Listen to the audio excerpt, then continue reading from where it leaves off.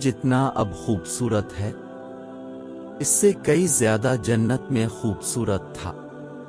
مور کی خوبصورتی پہ سبھی پرندے فدا تھے، لیکن ان سب خوبیوں کے باوجود مور سے ایسی کون سی خطا ہو گئی تھی جس سے اللہ تبارک و تعالیٰ نے مور کو جنت سے نکال دیا۔ اللہ تبارک و تعالیٰ نے جب حضرت آدم علیہ السلام اور اماں ہوا کو پیدا فرمایا، اس کے بعد ان کو جنت میں بھیج دیا۔ وہ دونوں جنت میں بہت ہی پرسکون رہتے تھے، بہت ہی لذیذ میوے پھل کھایا کرتے تھے، لیکن ایک اناج جس کو کھانے سے اللہ پاک نے انہیں منع فرمایا، اور وہ اناج گندم تھا۔ چونکہ شیطان حضرت آدم علیہ السلام کی وجہ سے ہی جنت سے نکالا جا چکا تھا، اسی وجہ سے شیطان کی حضرت آدم علیہ السلام سے دشمنی ہو گئی تھی۔ شیطان یہ چاہتا تھا کہ وہ کسی بھی طرح حضرت آدم علیہ السلام کو جنت سے نکال دے اور ساتھ میں اماں حوا کو بھی جنت سے نکال دے۔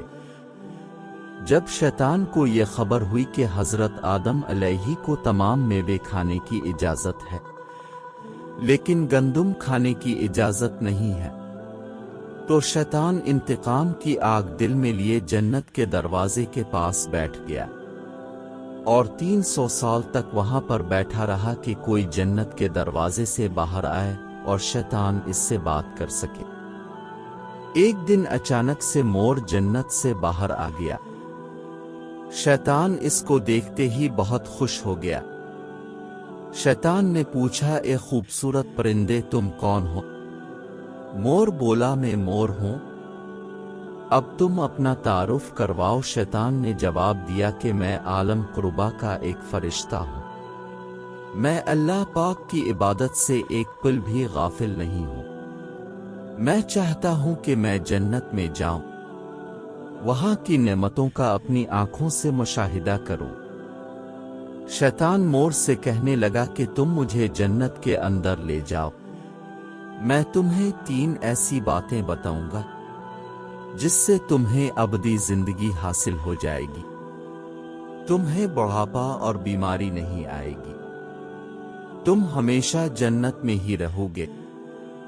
شیطان کی یہ باتیں سن کر لالچ میں آ کر مور نے کہا کہ مجھ میں تو اتنی طاقت نہیں ہے کہ میں تمہیں جنت کے اندر لے جاؤں، لیکن ایک سانپ میرا دوست ہے، وہ شاید تمہاری مدد سکے۔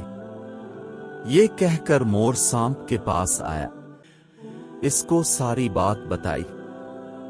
سانپ بھی شیطان کی باتوں سے بہت خوش ہو گیا، پھر شیطان کو اپنے منہ میں چھپا کے جنت میں داخل ہو گیا، اور یوں شیطان اپنی چال میں کامیاب ہو گیا۔ جنت کے تمام نگہبانوں کو یہ معلوم تھا کہ شیطان یہ چال چل رہا ہے اور جنت میں داخل ہو چکا ہے۔ فرشتے شیطان کو جنت سے نکالنے لگے، تب ہی اللہ پاک کا حکم ہوا کہ اس کو ابھی تک جنت میں ہی رہنے دیا جائے۔ وہ فرشتے اللہ تبارک و تعالیٰ کے حکم سے رک گئے۔ شاید یہ حضرت آدم علیہ السلام کا امتحان تھا۔ شیطان حضرت آدم علیہ السلام کے پاس اور اماں حوا کے پاس جا کر اپنی محبت کا اظہار کرنے لگا۔ وہ دونوں ہی شیطان کو پہچان نہ سکے، کیونکہ ماضی کے مقابلے میں شیطان کی شکل تبدیل ہو چکی تھی۔ شیطان کہنے لگا کہ میں چاہتا ہوں کہ اب دونوں ہمیشہ جنت میں اسی طرح زندگی گزاریں، ہمیشہ خوش رہیں۔ حضرت آدم علیہ السلام اس کی بات بہت غور سے سننے لگے۔ شیطان نے کہا، اگر آپ میری بات مان جائیں تو آپ کو جنت کی اور بھی تمام سہولتیں ملیں گی۔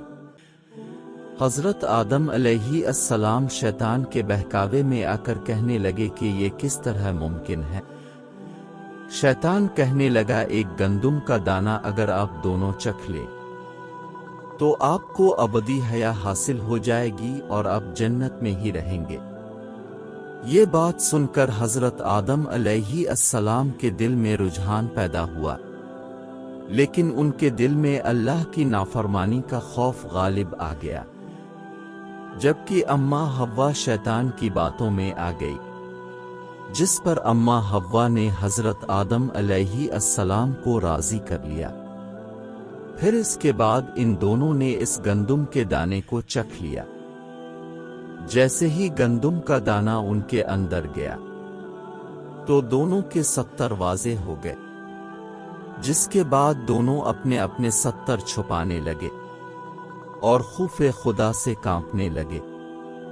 اسی دوران اللہ تبارک و تعالیٰ نے فرشتوں کو یہ حکم دیا کہ حضرت آدم علیہ السلام اور اماں حوا دونوں کو زمین پر اتار دو۔ حضرت آدم علیہ السلام کو سری لنکا کے قریب نیچے زمین پہ بھیج دیا، جبکہ اماں حوا کو جدہ کی سرزمین پر اتارا گیا۔ جن خوبصورت پیروں سے چل کر مور شیطان کو جنت کے اندر لے کر آیا تھا، وہی خوبصورت پاؤں اللہ پاک نے مور سے لے لیے۔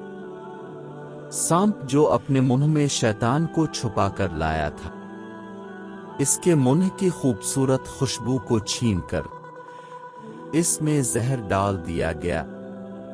پھر مور کے ساتھ ساتھ سانپ کو بھی جنت سے نکال دیا گیا۔